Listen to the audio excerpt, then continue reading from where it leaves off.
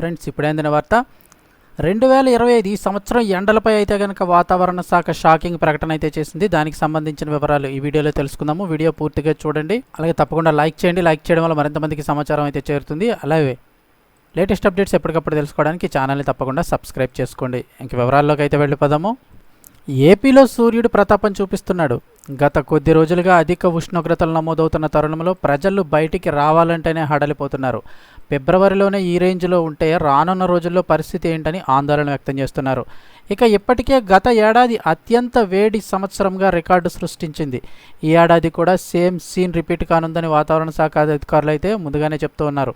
ఇక ఇప్పటికే చలి తీవ్రత కూడా తగ్గుతున్న తరుణంలో ఈ నెల 2వ వారం నుంచి రాత్రి ఉష్ణోగ్రతలు కూడా పెరగనున్నాయని ఐఎండీ అంచనా వేస్తోంది. ఈ క్రమంలోనే మంగళవారం నాడు నమోదైన ఉష్ణోగ్రతలను వాతావరణ శాఖ ప్రకటించింది.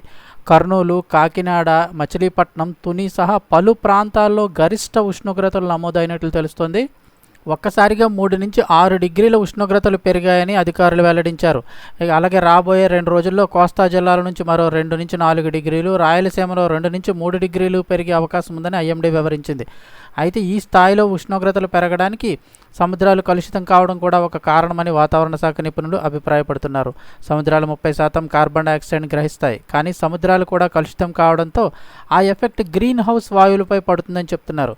వీటి కారణంగానే ప్రతి ఏటా రికార్డు స్థాయిలో వేడి పెరుగుతోందన్నారు. అంతేకాకుండా బొగ్గు ఆధారిత విద్యుత్ వినియోగం కూడా పెరగడం ఒక కారణంగా భావిస్తున్నారు.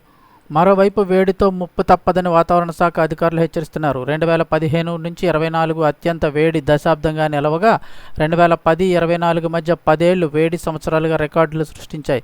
గత గణాంకాలను గమనిస్తే సగటున 0.31 డిగ్రీల ఉష్ణోగ్రత పెరిగినట్లుగా తెలుస్తోంది.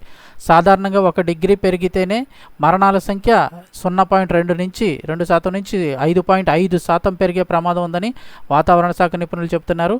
ఇక ఈ తరహాలోనే ఉష్ణోగ్రతలు పెరుగుతూ ఉంటే రానున్న రోజుల్లో వడగాలుల తీవ్రత మరింతగా పెరిగే ఛాన్స్ ఉందంటున్నారు. మార్చి నెలాఖరు నుంచే వడగాలులు వీచే అవకాశం ఉందని స్పష్టం చేస్తున్నారు. సో ఈ సంవత్సరం కూడా ఉష్ణోగ్రతలు అయితే అధికంగానే ఉండే అవకాశం ఉంది.